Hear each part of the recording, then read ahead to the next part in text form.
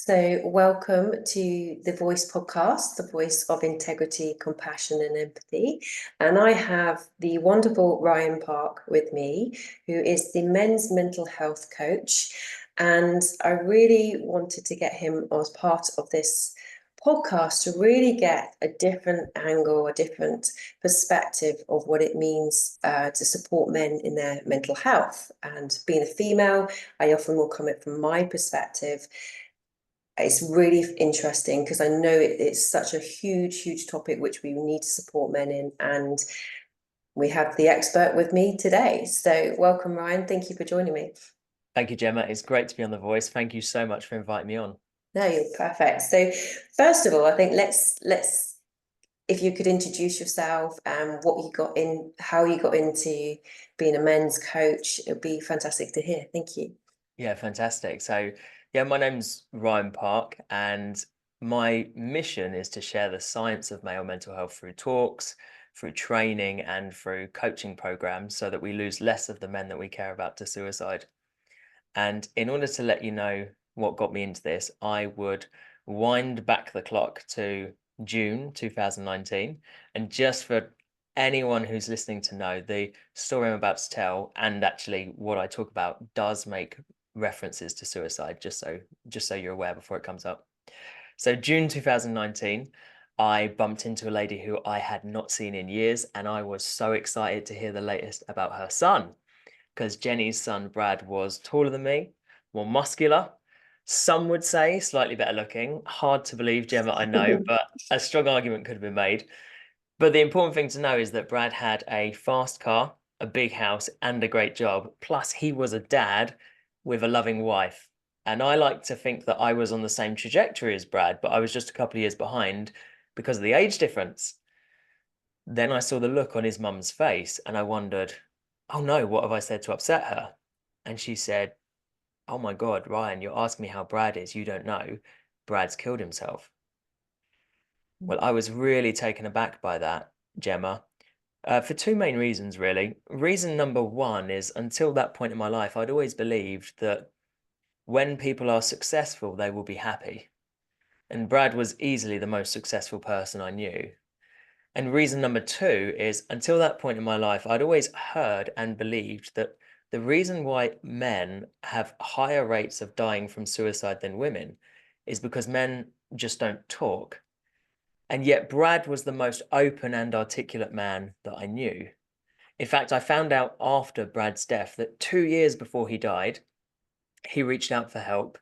One of the ways he did that is he went to see his doctor and he said, please help. I think I'm depressed. I know I'm thinking of ending my own life. Well, Brad's doctor did what doctors are trained to do. So Brad was referred to talking therapy and prescribed antidepressants.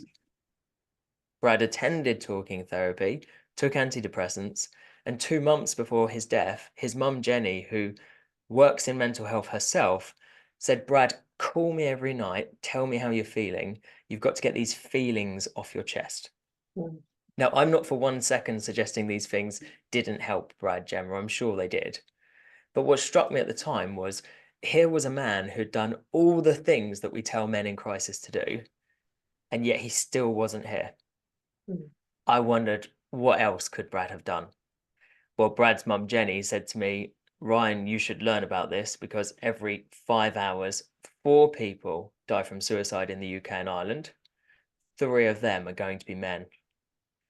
In fact, at the moment in the UK and Ireland, more men aged 45 to 49 die from suicide each year than women and girls of all ages combined.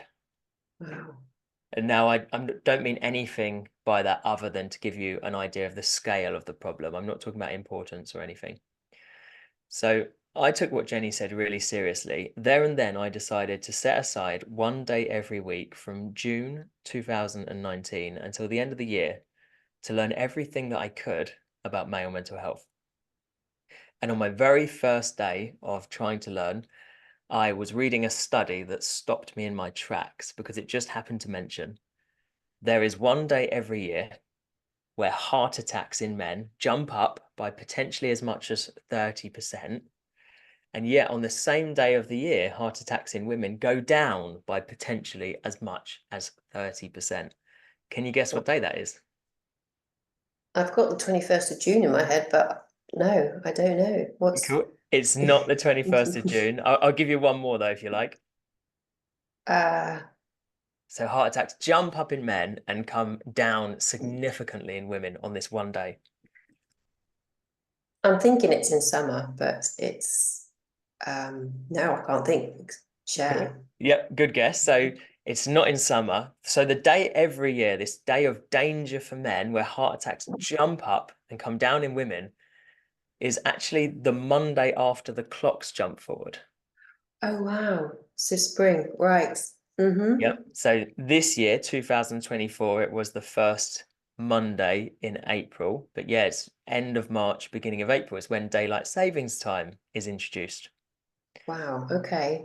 So does this have a lot to do with the circadian rhythm for men? Well, kind of. So when I heard that, I had to know why.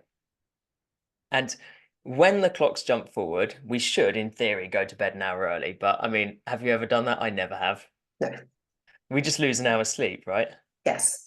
So when the clocks jump forward, we have this mass experiment where so many people lose an hour's sleep. And what happens in your body when you lose an hour's sleep depends upon whether you're biologically male or biologically female. In a biologically male body, losing even 1 hour's sleep lowers testosterone for days. Wow. And in a male body, as testosterone goes down, the chances of having a heart attack go up. And when I learned that, I remember thinking, that's really weird. Because I don't know about you, but at the time, I had never heard anything positive about testosterone. In fact, I remember when I was a kid and there was a fight in my local pub, my parents' friends used to say, well, it's no wonder they ended up fighting. There was too much testosterone. Yes. Yeah. It was always about the testosterone and Yeah, anger or the negative behavior from it. absolutely. Yeah. Mm-hmm. So I wondered, how can a hormone that causes fights in pubs also seem to protect men from having a heart attack? And I decided next week, my second day of research has to be around the subject of testosterone. So the following week comes around. My first question of the day is, why does testosterone make men aggressive? And it turns out testosterone does not make men aggressive. That is a myth that was disproven decades ago. So unfortunately on that one though, the PR just hasn't caught up with the truth. No. No, it's still probably still thought that way, Yes, really, isn't it? Yeah. absolutely. Children coming into their pubescent years, they get angry, frustrated. They say it's the hormones Yep, and exactly. testosterone. Mm. Yep. And so knowing that testosterone wasn't bad, my next question was, why does it seem to protect a man's heart? Well, later on that day, I found out that not only does testosterone seem to protect a man's heart, it also seems to protect his mental health. It's been found that on average, men who are depressed have about 30% lower levels of testosterone than men who are not depressed. And the only study of its kind found that men who die from suicide have even lower levels of testosterone. Wow. So when I learned that, I was suddenly really interested because Mm-hmm. in the UK and Ireland today, the single biggest killer of men from the age of 18 to the age of 50 is suicide. Suicide in men and depression in men are both associated with having a low level of testosterone. The biggest killer of men in the UK and Ireland over the age of 50 is heart disease. Well, I quickly found out that heart disease, heart attack, heart failure, and high blood pressure in men are all preceded by and predicted by having a low level of testosterone. So the low testosterone comes first and lets you know that your heart is at risk if you're male. So ultimately, mostly for men, mental health, physical health, testosterone. Yes, correct. Okay. And do you know what? There's even more than those two diseases. So the next biggest killer of men in the UK and Ireland after heart disease over the age of 50 is cancer. Mm-hmm. The most likely cancer that man would be diagnosed with is prostate cancer. The single biggest indicator that a man will develop prostate cancer, low testosterone. And in fact, low testosterone also predicts that it's going to be more difficult to treat the testosterone, to treat the prostate cancer once it occurs as well.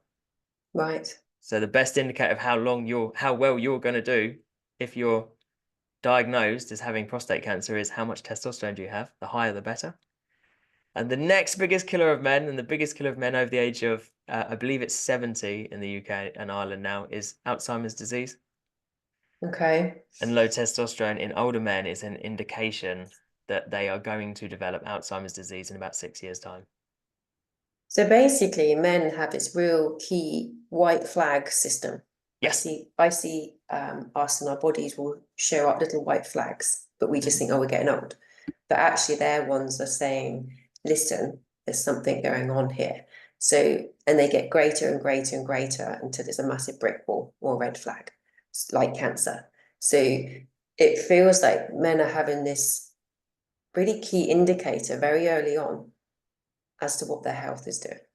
I completely agree with you. And when I started out, I thought, well, hold on a minute. Just because two things occur at the same time does not mean they're related. Mm-hmm. But the more I learned about it, and 5 years on, I can tell you there are very specific causal reasons why low testosterone is letting you know that there's going to be a problem in the future with your physical or mental health if you're male. And actually, I think that testosterone is the, what's it called? The canary in the, not the cave, the coal mine. Oh, yes. Okay. The canary in the coal mine. You know, the canary used to be taken down to the coal mine, and if the canary passes out or worse, dies, it lets you know the oxygen's too low. Mm-hmm. That's testosterone in men. Unfortunately, men don't know this because not only are men not taught this, but worse, there is stigma associated with testosterone that prevents men from finding out this potentially life-saving information when it's relevant. So I started out believing that testosterone's bad and men just need to talk. Mm. And after about 15 hours of research, Gemma, I could see that testosterone isn't bad, it's vital. But no one had ever told me that as a 29-year-old male. And not only that, I could see that it's way too simplistic to suggest that the reason why men are dying from things is because they're not talking, because there's so much to it than that. There's a lot more to it than talking alone, especially because, and this is something that lots of people aren't aware of, but testosterone is a lifestyle hormone. You hear a lot that the reason why men have low testosterone is because of age. And based on my experience, I completely disagree with that. And actually, testosterone is a lifestyle hormone that comes from the specific things that we do in life, and age is not a big factor at all. Oh, wow. So basically, we can address our lifestyle to increase testosterone. Yes, significantly. It reacts quickly.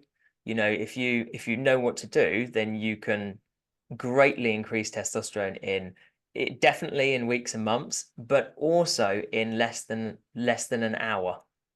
Okay. So what would be the first, what is a negative effect, I guess, is the first thing, because that's the first, you need to look out what is decreasing your testosterone. You need to take that out of your life.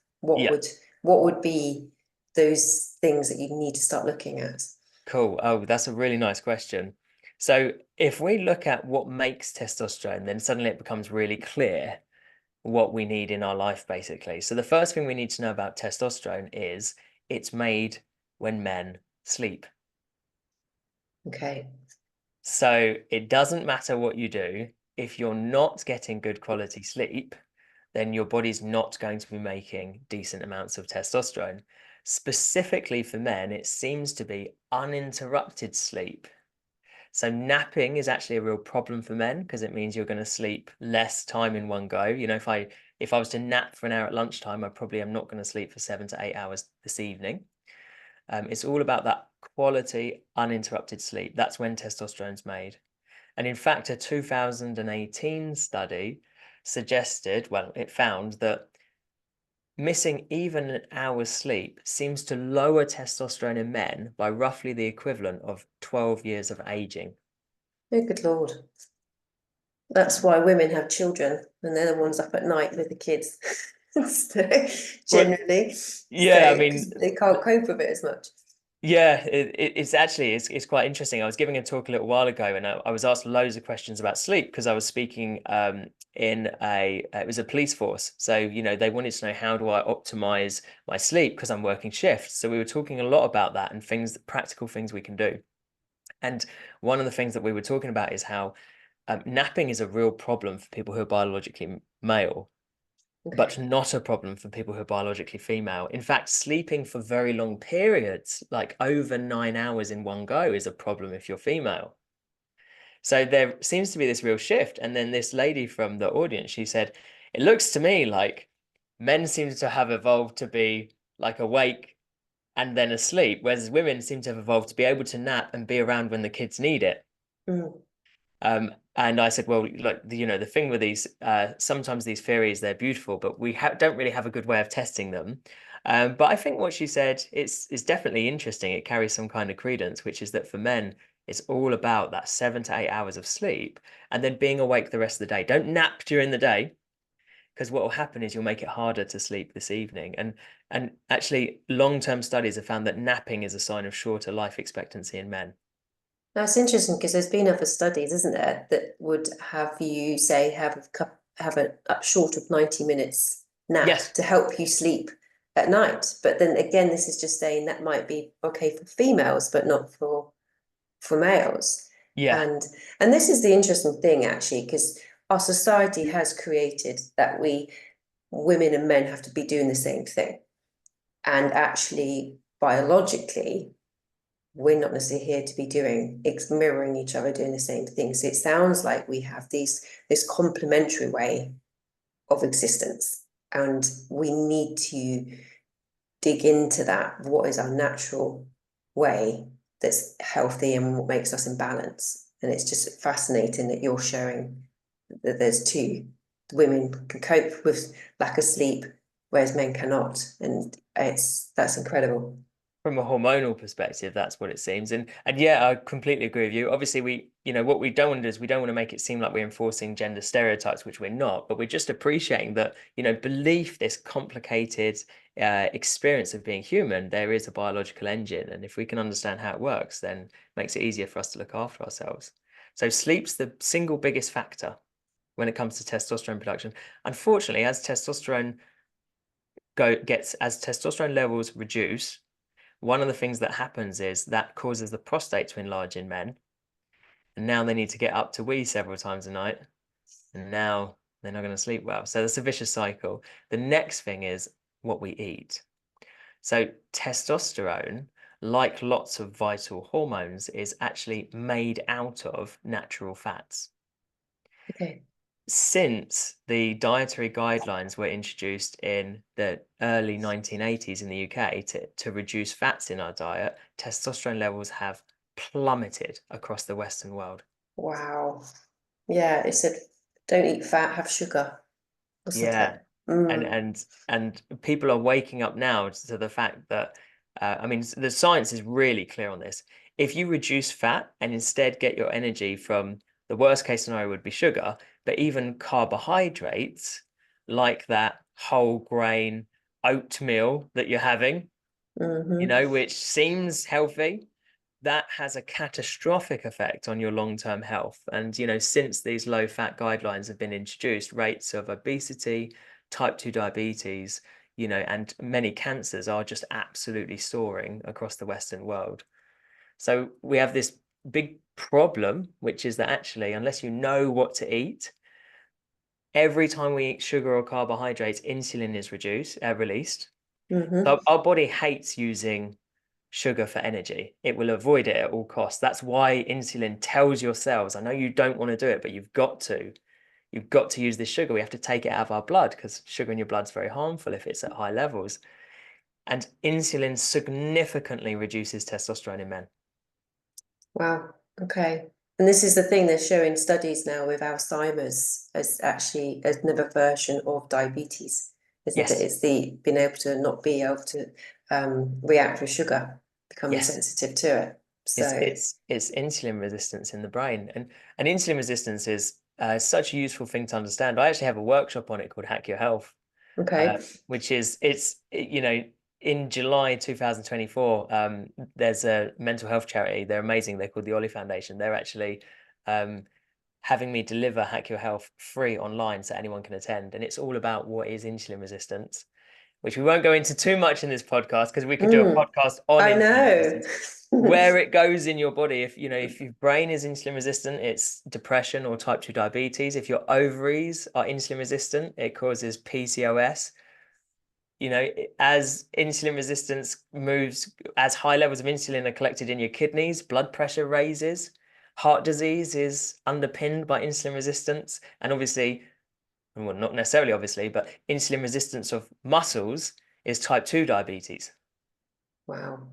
It's huge, isn't it, really, in terms of how it needs to be this massive wave coming back to how, not sounding like, must go back to the way we used to live, but there's a real kind of understanding that how our bodies need to be looking at our lifestyle and the foods and the natural ways that we would have eaten and Yes, from source and locally. So, I mean, this is, yeah, like you say, it's another podcast talking about that one on its own, isn't it? So 100%. we'll have to Yeah. do that as well, won't we? I So, would love that. That would be really cool. I think, yeah, I try not to get too stuck into it, but understanding insulin is one of the reasons why low testosterone is such a problem is because low testosterone in men is an early indicator of insulin resistance.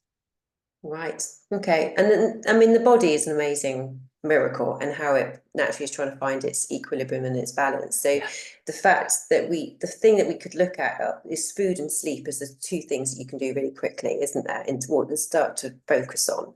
yeah. So, I mean, there's so much we can do. And often when we're in our own mental health issues, things can feel really overwhelming. You don't sometimes feel like a rabbit in the headlights. What would be like the first easiest step to make to maybe looking at your sleep, how you go to bed, what's your sort of patterning, what do you do? Is there sort of like a little bit of self-care, safe maintenance that you would suggest that you could first step you could make? Yeah, I think that's a really lovely question. I've worked with a lot of men who struggle to sleep, and often a lot of them have done, remedies that are out there, like, for example, CBT for sleep. So Mm-hmm. they know I'm only going to use my bed for sleep and sex. I'm gonna, if I wake up in the middle of the night, I'm gonna go for a walk around, and I'm gonna sort of reinitiate the going to bed sequence.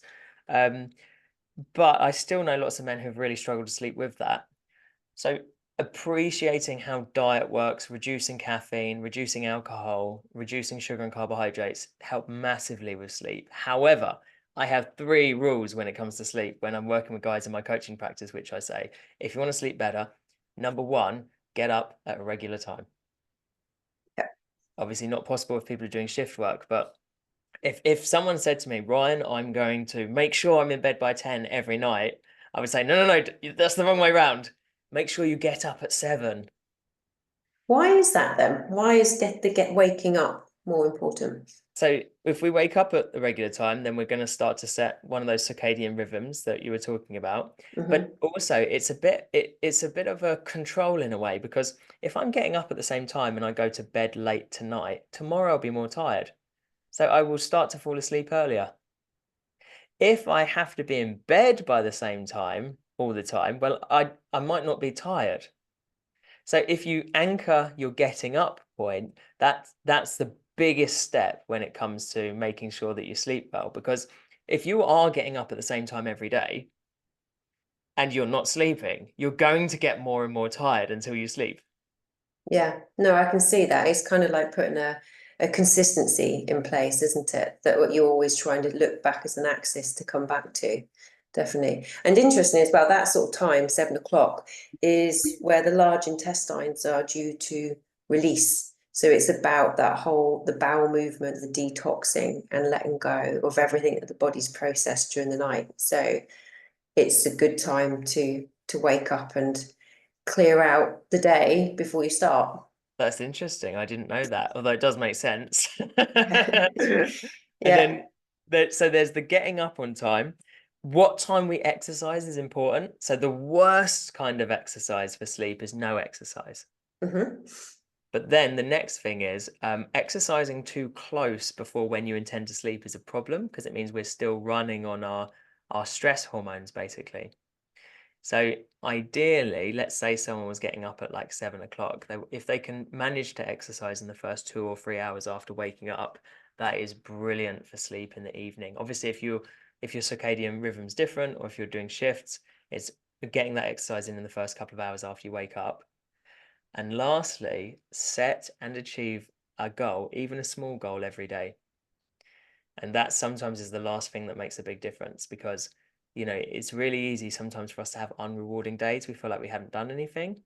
So the end result is you're in bed, you feel you haven't achieved anything. And so your mind starts trying to achieve something, and you find yourself watching YouTube shorts or TikToks or Instagram reels because you feel like you haven't quite done anything that's challenged you today, or you haven't achieved anything. So there's sort of my 3 rules for getting better sleep. You saying that then makes me think about purpose, whether testosterone is linking into purpose for a male as well. Because interesting, because prostate is actually comes through when people have retired, and the men equally, well, what's my purpose now? What am I here for? And it's just interesting that, as you say, that set yourself a goal so you can actually feel like you've got that sense of achievement. So whether that is coming through and creating more testosterone, I don't know. Yeah, that if there was one, if I had to do something ridiculous and narrow down what I believe to be the biggest difference between a female endocrine system, female hormone system, and a male endocrine system, male hormone system, I would say it's this: positive female hormonal health and mental health in general is about feeling connected. You know, you have this amazing psychoprotectant hormone called oxytocin, which we might talk about in a second. Yeah. Which is basically the sort of gold standard of hormone health in women. Obviously, you know, there's so much more to it than that, but really, positive female mental health is about feeling connected. So instinctively then, what we want with men when we're worried about men is we want men to be more connected. We want them to open up. We want them to talk about how they feel. We want them to touch, to cuddle, to hold hands, to do things to release oxytocin. Yeah, which is what us women generally would go to do. Of course. Yes. Yep. Makes sense. Yeah. And that's because oxytocin is a hormone that's released when we do those things, when we talk about how we feel, when we touch, when we cuddle, when we cry, when we hold hands. And oxytocin significantly reduces stress in women and in other female animals. It's incredibly powerful. In fact, there's a study that I talk about in one of my workshops called Mums with Sons, where it was found that a cuddle before a stressful experience protected women for about 25 minutes of stress. Wow. One cuddle protected them for at least 25 minutes. It's a phenomenal study, really beautifully carried out, really insightful. So then it's natural then, if you're biologically female, you think, well, hold on a minute. If my partner or my son is not feeling good, it must be because he's not connected to people. So he needs to touch, he needs to cuddle, he needs to hold hands, he needs to cry. But it's important for us to know that oxytocin does not reduce stress in men or in any other male animal that I know of. So what does it do? What does oxytocin do for men? So it has some positive effects. They're very interesting, actually. One of the things that oxytocin does in male animals and in men is, have you ever noticed that after sex, male partners go to sleep pretty easily? Pretty much. Without going into too much detail. Yeah. So, that's generally, that is, well, the classic cigarette fall asleep kind of thing, isn't it? But yeah, it's that. Yeah, that's interesting. So oxytocin, if animal studies have found if you inject a female mouse with oxytocin, it reduces her stress. Okay. If you inject a male mouse with oxytocin, he goes to sleep. Right. So it puts them to sleep. I see. So you got, because interesting, because oxytocin can come through many forms, can't it? It can be released when we're giving birth. It's cuddles with sex. So, and I think before we started this conversation, you mentioned how it can help through sex for men. Yes. But it depends on their relationship. Is that right? Yeah, it does. Yeah. So I might be giving away a bit of a secret here. Mm. But in general, the consensus, there's not much research into this, but the general consensus from what I've read about and what I've experienced in life is that oxytocin is released when women have sex under almost all circumstances, but not in men. So in men, oxytocin is released when they are in a committed relationship, Wow. not a casual relationship. Casual relationships release improve testosterone levels in men. Committed relationships raise oxytocin levels in men. Okay. So if in a casual, they get an increase of testosterone. But if Yep. it's in a committed, they fall asleep. So in a casual relationship, men are not as tired after sex. When Okay. he's committed, the release of oxytocin causes him to go to sleep. So that I Okay. might have just given people a cheat code there to know how committed their relationships are. Okay, that's interesting. But it's interesting, but once they've fallen asleep, though, they should be getting their testosterone. Yeah, yeah. Sleep is required for testosterone, but men in committed relationships in general have lower levels of testosterone than men who are single. Oh, wow.